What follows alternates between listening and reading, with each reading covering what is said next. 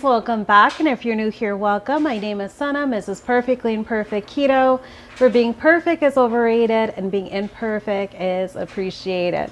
Today is Monday. It is May 8th. I hope everyone had a really great weekend. I am going to just dive right into what I'm fixing for my one meal a day dinner tonight, and also going over the meals that I had for Saturday as well as for Sunday. So kind of getting into what I'm having for my one meal a day dinner, I'm going to go ahead and place in the cards the shopping haul, but I am going to prepare and slow bake these beef riblets that I had purchased from Walmart. So I will post the shopping haul in the cards, that way you can see the full-on package information. But I do have, there's 2 of these little riblet racks that come in the package. So I have 4 simply just spread out here. What I'm going to do is I'm going to put it on my sheet pan. After I thoroughly season them with some red bean salt, I have my oven already preheated, set to 350 degrees Fahrenheit. And these take about 2 hours to 2.5 hours, depending on how fall off the bone you want it. I still kind of like it to be fall off the bone, but still pretty much intact, if that makes sense. So I generally go in with the 2-hour mark. So let's just go ahead and get into seasoning these, and I will go ahead and cover what I had for my weekend meals. So for my weekend meals on Saturday, and I tell you all of this all of the time, I simply listen to my body. So I am not fixed or having a fixed mindset on OMAD, one meal a day. I listen to my body. So if my body is not hungry up until when I'm going to go in with my one meal a day, it ends up being a one meal a day. If I do truly have a hunger cue, and as I mentioned to you all, I do go through a process of drinking some water, and even after that water, still yet, after I wait some time, if I am still having those same feelings, I need to listen to my body, because my body is truly asking for some nourishment. So on Saturday, I went through that process, and I was definitely really having a hunger cue, but I wasn't, ravenous. I try to make sure it does not get to the point where I am ignoring and I get to the point where I'm feeling ravenous. I simply just went in with 3 over easy eggs and just one of those portion of the sheet pan burgers that I made. So that is basically really all that I wanted to kind of satiate that hunger cue. And by the time it came time for some dinner, I really was just in the mood for simplicity and just kind of keeping things easy. So I went in with some of those Aldi chicken wings that I had purchased, and I simply just went in with air frying them. So the air frying process that I went through is I like my chicken wings very, very crispy. I was not in the mood for frying them in the Wagyu beef tallow. So simply what I did was I basically cleaned them. After cleaning them up, I simply patted them dry. I melted some of the Wagyu beef tallow and I rubbed down the chicken wings. So if your chicken wings, if they are cold, it will cause the Wagyu beef tallow to turn solid. So you definitely want to make sure that your chicken wings, that they already are pretty much, I don't want to say warm, but make sure that they are almost at room temp. Even if you have to work with the Wagyu beef tallow turning into a solid on the chicken wings, that's okay as well, because as they air fry, it's going to definitely melt down. But I simply like to go ahead and coat them, and I season them up with some salt. So I just went in with my Redmond salt, gave them a nice good toss, and I simply just tossed them in my air fryer basket. I went in at 390 degrees Fahrenheit, and I like to at least allow them to air fry, and everyone's air fryer is going to be different, just like everybody's range, everybody's oven. You are going to definitely have different wattage and, you know, heat that it's conducting. So experiment with your own units. But I went in at, I like to go in at 15 minutes, give the basket a very, very good shake. And that Wagyu beef tallow is also going to help you to make sure that you are not having your chicken wings stick to the basket, because we are talking about chicken wings, has that skin on, and it will definitely stick if you do not have any type of oil that you're using, any oil substitute. So with doing carnivore, I don't have the keto options of using coconut oil or avocado oil. You know, if you're keto, you can definitely go in with those substitutes. So after giving it a shake, I simply just go in with another 15 minutes. So it generally, to get to the crispiness that I like and enjoy, it definitely takes about 30 minutes to be able to achieve that nice crispiness, just as it would come out if I was to fry them in a pan doing that beef Wagyu tallow. All right, so I'm just working on just seasoning up all sides of these ribs,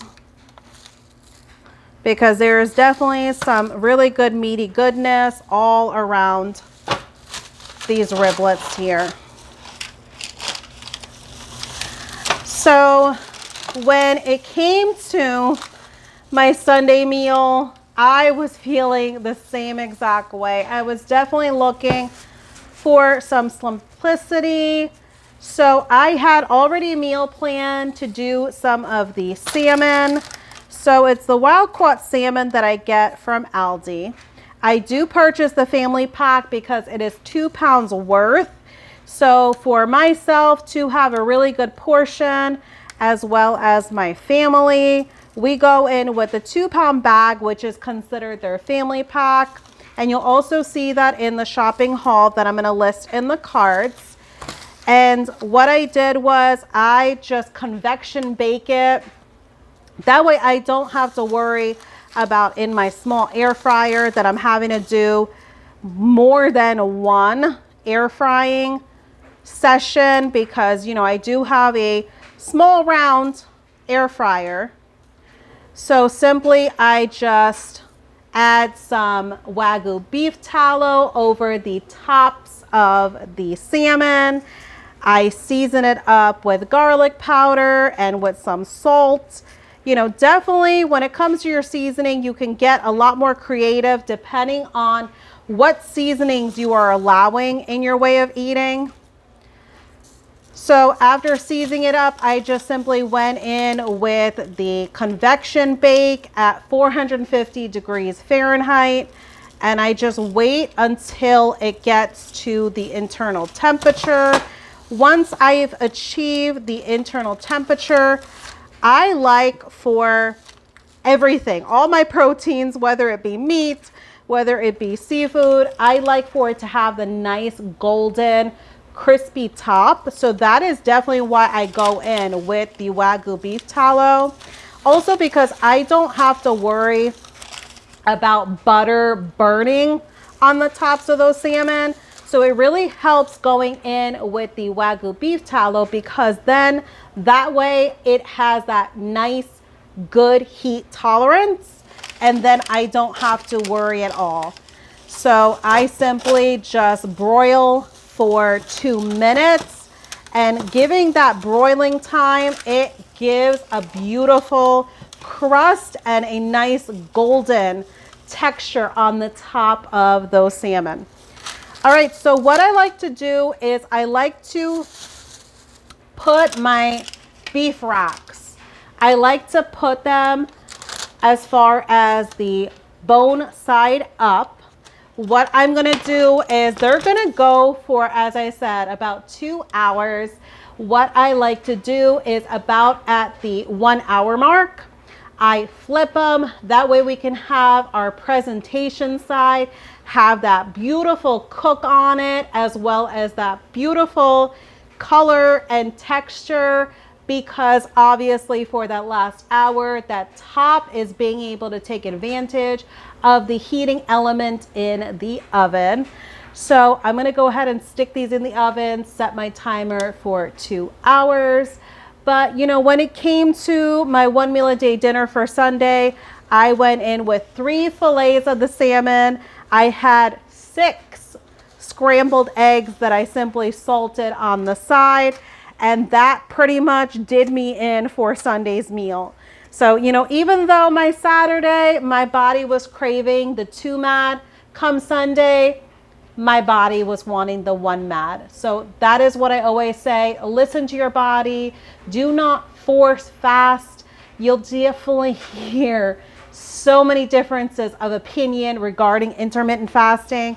But for me, I had to learn, and in a way, I had to learn the hard way of becoming addicted to intermittent fasting and almost kind of getting myself in a state of pretty much an eating disorder, or borderline eating disorder, if you will.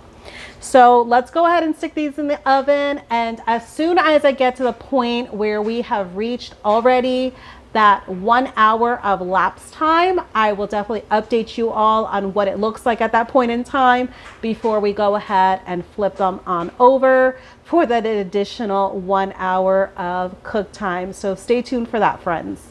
Hey friends, we have reached the 1 hour mark. Let's go ahead and take out the beef riblets here. If you hear some crackling, I am multitasking and making some brunch for our teenager. So that is that popping noise. So as you can see, they look really, really good. So we're just gonna go ahead and give them a flip over here. So I'm gonna do this the best that I can one-handed. So as you can see, they have really nice, thorough cookedness on this bottom part, but definitely we want that optimal color, and obviously we still need this to be fall off the bone, because currently right now you can see it is really, really tough right now. So I'm going to go ahead and give these a flip over, and we're going to go for 1 more hour in the oven at that 350 degrees Fahrenheit, and I will update you all once they get done. All right, my friends, we are at the 2 hour mark, so let's go ahead and take a look. Okay, so far I see there is some beautiful, beautiful color. I'm gonna try to take this out one-handed. And as you can see, there are beautiful, beautiful meat juices in the pan. So all that fatty goodness renders down so nicely.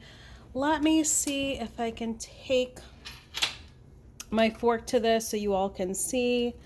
But as you can see, that is most definitely fall off the bone. But still, yeah, as I said, I like to go in with the 2 hours because I still prefer the bones intact with the meat. So it's really kind of what your preference is. So I'm going to go ahead and get these wrapped up with some foil, because it would definitely allow all of that nice juiciness to just kind of stay contained, because we're not ready to eat as of yet. So I'm going to go ahead and get these wrapped up. I just wanted to be able to show you all what they look like straight out of the oven after that 2 hour mark. All right, so stay tuned. Is going to be my plating up for my 1 meal a day dinner. All right, my friends, I do have my 1 meal a day dinner plated up. So simply I just have a smaller and then one of the larger beef riblets. And I have 3 smash burgers. Simply what I did was I just Had them all smashed down, ready to go, and I simply just pan fried them in some of the Wagyu beef tallow, added some pats of butter on the top, and let me show you all how amazing these beef riblets are. So as you can see, even with that slow oven time, it still most definitely stays juicy, but we have that beautiful coloring on the inside. All right, my friends, so I'm going to go ahead and dive in while this is still hot. I want to thank you all for joining me on this Monday. I want to thank you all for watching. I appreciate you all. Take care, friends.